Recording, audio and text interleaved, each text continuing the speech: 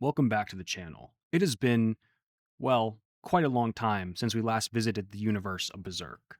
But the series is back by popular demand, so here it is. This is part 3 of my Berserk series. If you haven't seen parts 1 and 2, I'll link them down below. In the last installment, the godhand told the Count that they would only kill Guts if he was willing to sacrifice his own daughter. After the Count refuses, the godhand shows Theresia that her father once sacrificed her mother to them. Despite the monster the Count had become, even he couldn't sacrifice his own daughter. Back in the real world, Guts saves Theresia from falling and leaves the castle. We cut to a major flashback. We see Guts' tragic childhood and upbringing, including accidentally killing his mentor and father figure, Gambino, after learning that Gambino sold him to another soldier just for 3 silver coins. After this, Guts would become a mercenary, continuing to train with his sword and make a name for himself. But everything changed when Guts met the Band of the Hawk, a legendary mercenary group made up of young warriors and their mysterious leader, Griffith. After a hard-fought battle, Guts joins the Band of the Hawk and quickly reaches the ranks of captain. With Griffith's genius and Guts' strength, the Hawks become the most feared opponents on the battlefield. But when a whole squad of the Hawks is killed by a single soldier, the monstrous Nosferatu Zodd, Guts makes the impulsive decision to try and take on Zodd by himself. But when the monster's power proves too much for Guts to handle, Griffith comes in with the rest of the band for assistance. But when their escape plan fails, Griffith and Guts must go toe-to-toe with the monster.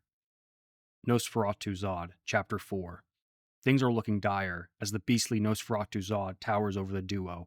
The monster is angered that the Band of the Hawk has interrupted his battle with Guts. Casca and the other Hawks look on in terror as Zodd charges at the two. Griffith tells Guts to distract the beast while he goes in for a strike. In one flawless move, Griffith cuts off Zodd's arm. The monster screams in anguish as Guts collapses to the ground. He can barely move, but Griffith knows he won't be able to fight the monster alone. He needs Guts to get to his feet. Casca tries warning Griffith to look out before he's tossed across the room after getting hit by Zodd's tail. Guts gets to his feet, barely able to stand, as Zodd looms over him. What a day today's been, that I'd meet a human, 2 humans, who could wound me so. It's been so long since any human has been able to put up any fight against Zodd that once he finally finds some worthy opponents, it amuses him. While Guts and Griffith are doing everything they can to survive, this is like playtime for Zodd. Guts picks up his sword, and with little strength he has left, gets into his stance, ready to fight again, not willing to go down without one. Zodd picks up his severed arm and uses it as a weapon, knocking Guts to the floor. Zodd, using some form of black magic, is able to reattach his arm to his shoulder. He is far more monstrous than the band ever could have known. The monster goes to finish Griffith off when he notices the behelit round his neck. The egg of the king. It can't be. The egg of the king. A cub like him? With the crimson behelit. The godhand.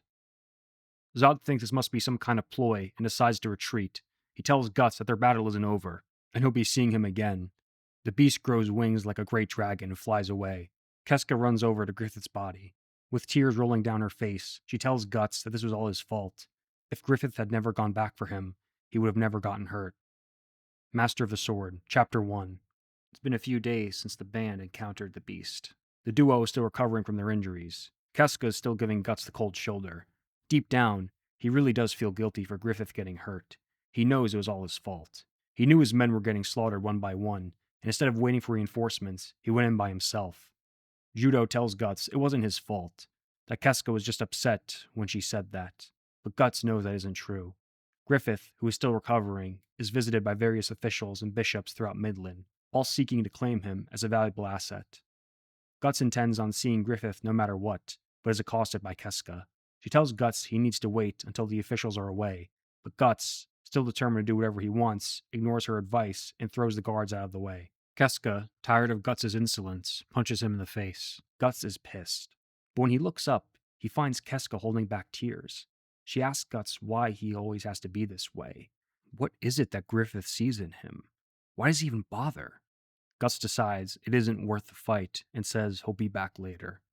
Rickert says he knows how Guts feels. Lately, it's been hard to approach Griffith.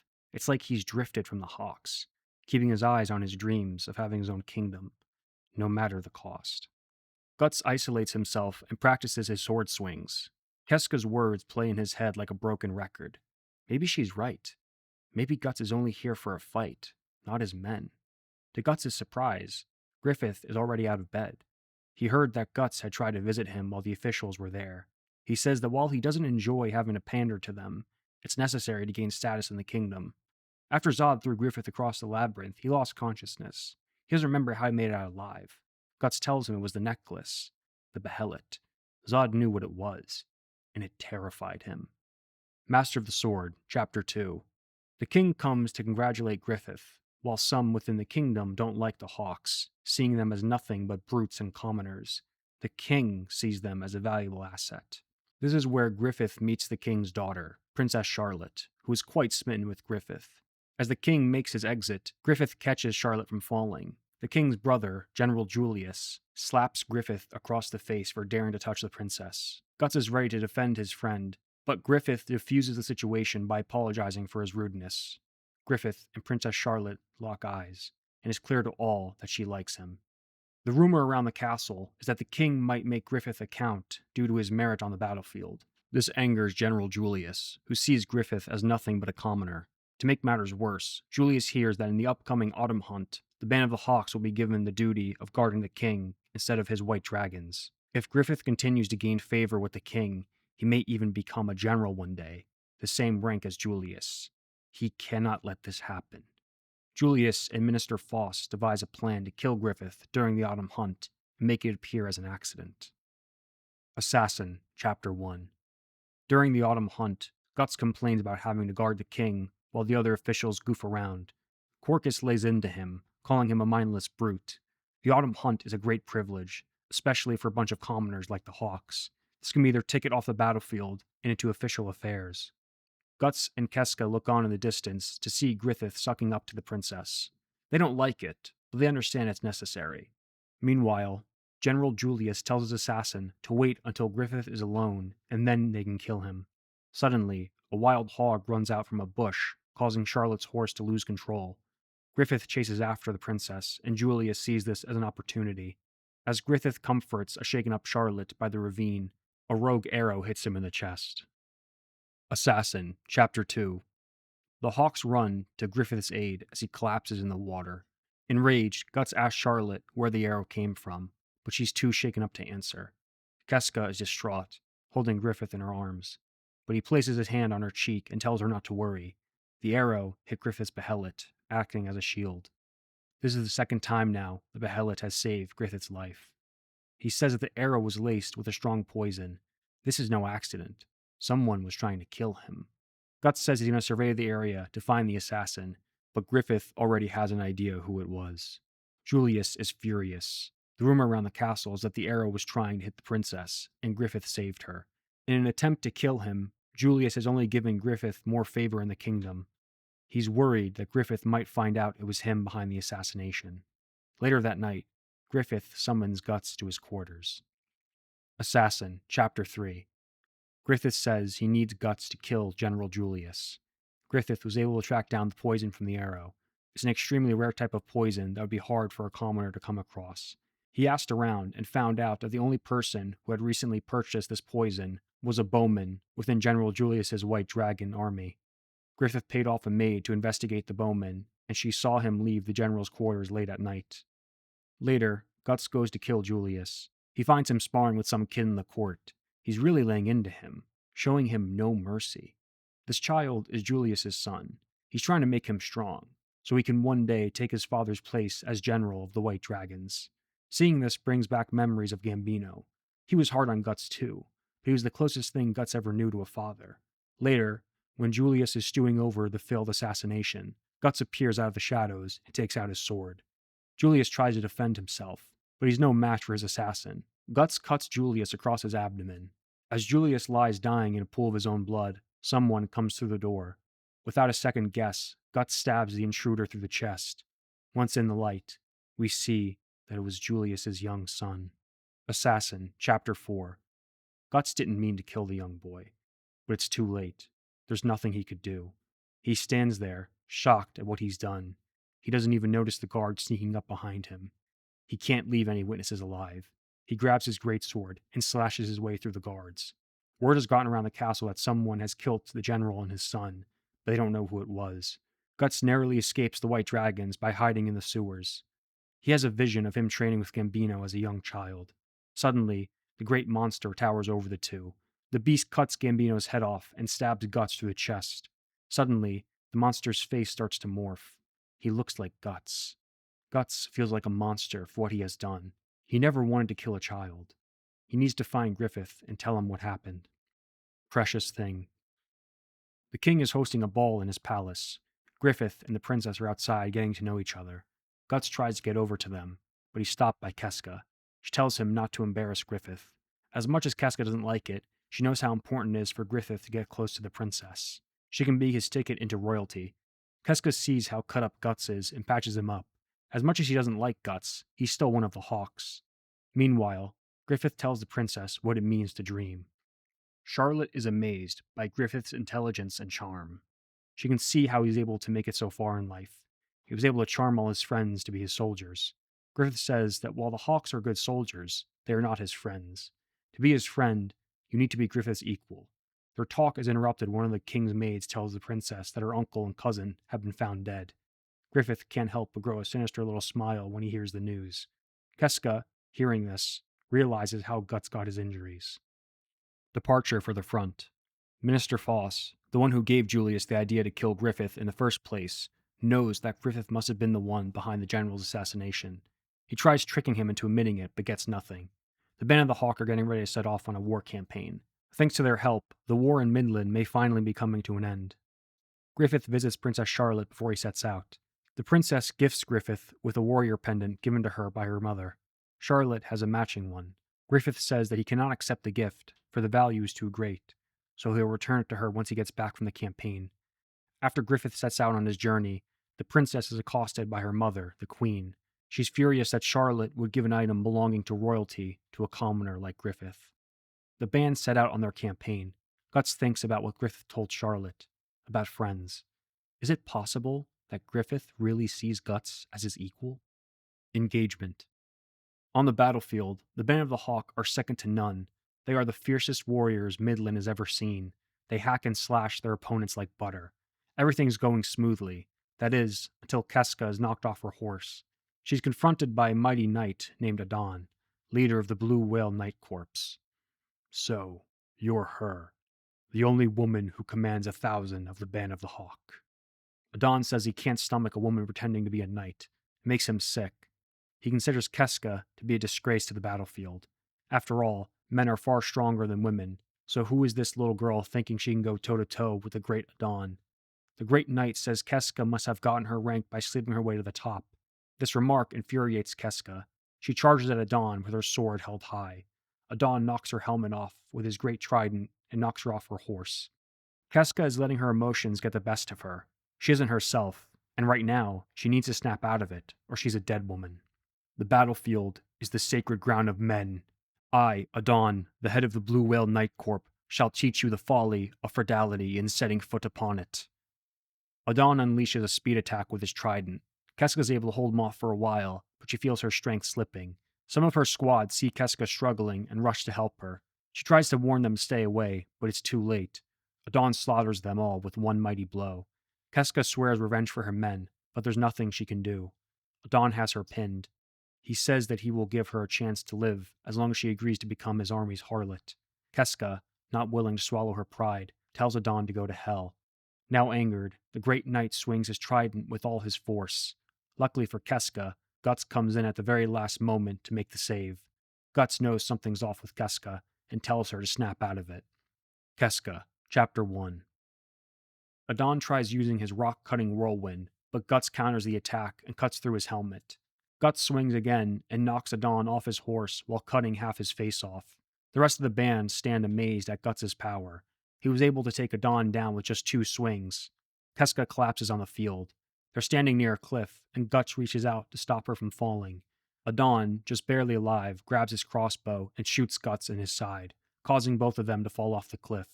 Later, after they hit a ravine, Guts drags Casca out of the water. She's unconscious. He gives her mouth-to-mouth and gets her breathing again. He painfully removes the arrow from his side and thinks of what to do next.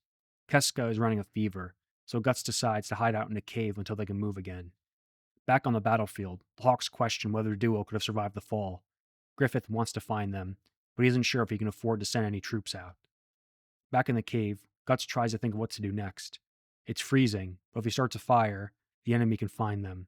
He undresses Casca and keeps her warm, like she did for him all that time ago. Casca, Chapter 2.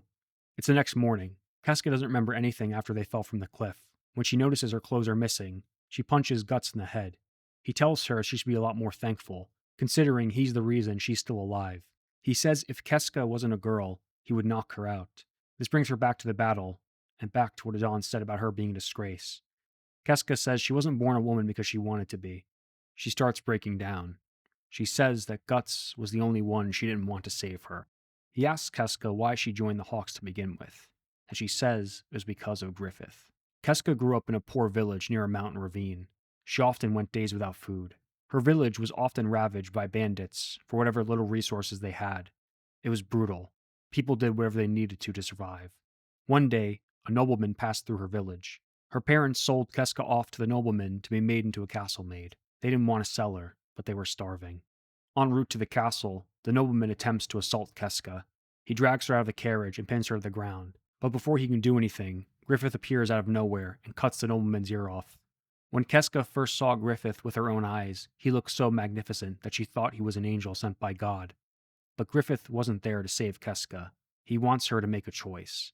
The choice to save herself. A chance to pick up his sword and kill the nobleman. And that's exactly what she does. At first, she was scared. But then, Griffith wrapped a blanket around her shoulders, and suddenly she wasn't afraid anymore. She asks Griffith to take her with him.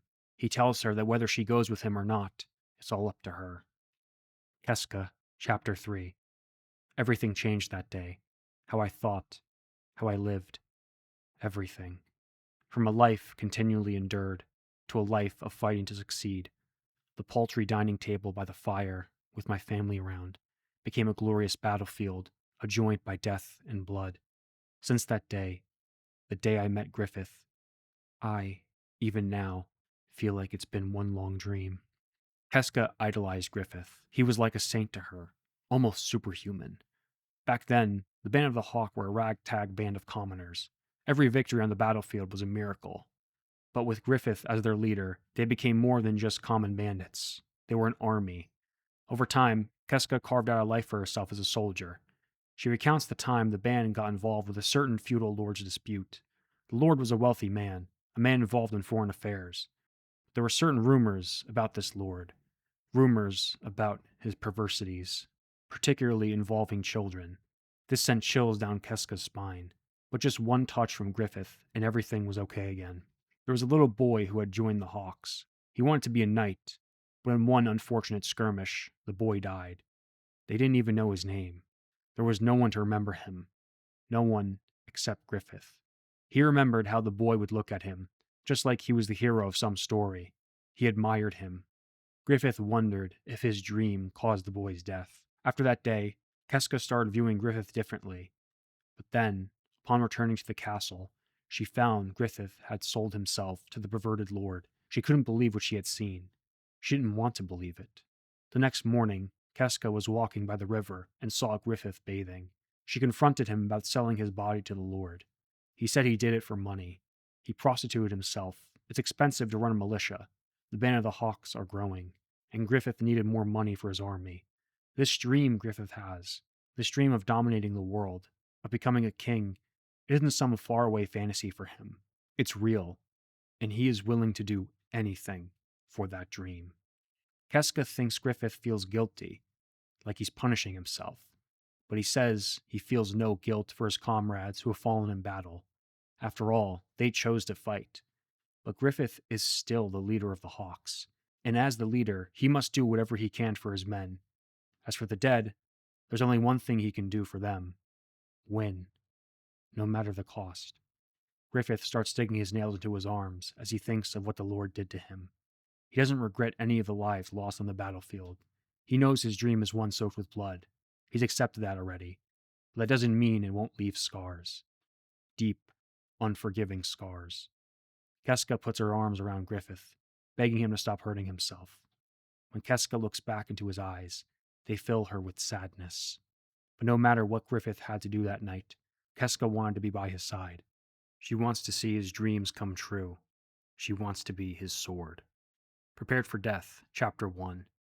Casca wanted to be Griffith's sword, a tool that he can't achieve his dream without. She was his second in command. That was until the day Guts showed up. That day on the hill, when Griffith said he wanted Guts. He had never said that to anyone. She couldn't stand it. She couldn't stand how easily Guts became Griffith's right-hand man. She envied him. She tried to convince herself that he only wanted Guts for his strength, but it was more than that. Whenever Guts was around, Griffith became impulsive.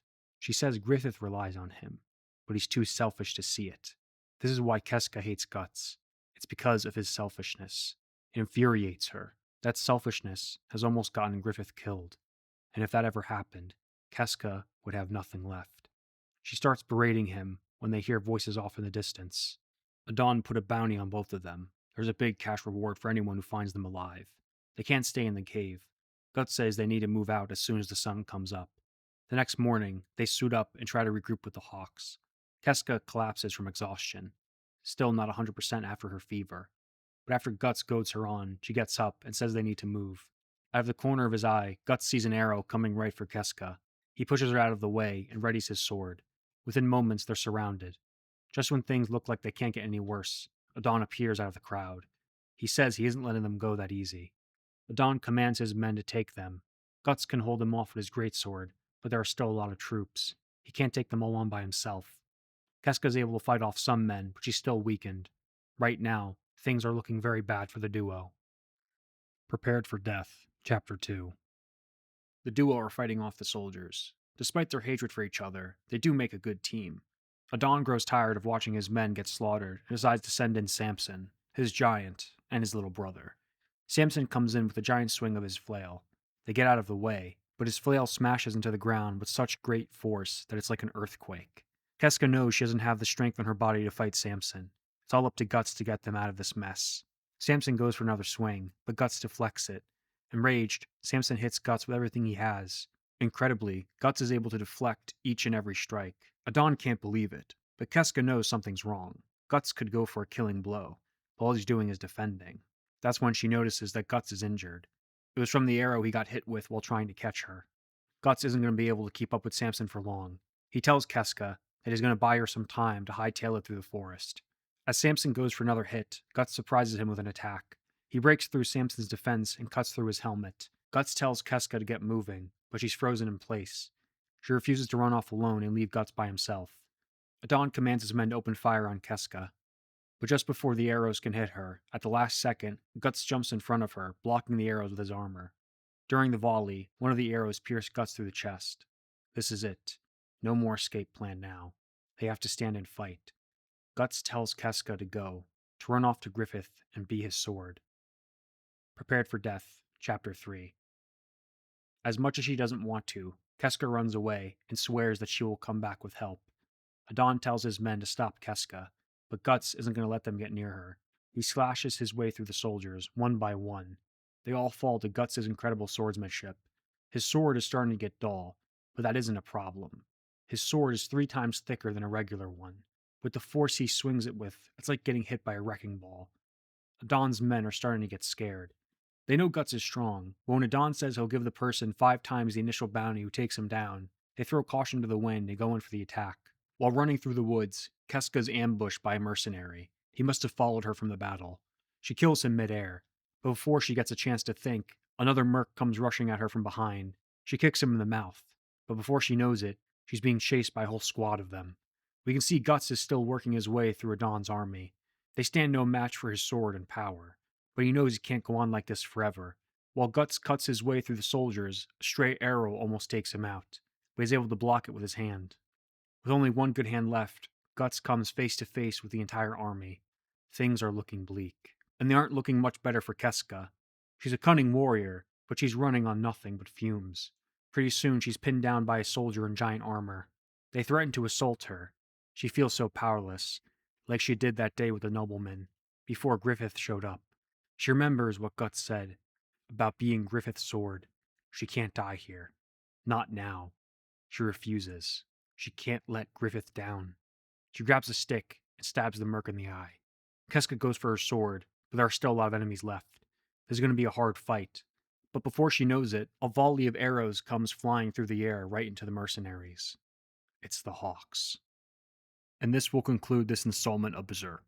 If you made it this far into the video, then I'm going to ask that you leave a like, comment, and subscribe, because there's going to be plenty more like it to come. Part 4 will be coming soon. I'd like to give a very special shout out to all my channel patrons. I couldn't do it without you.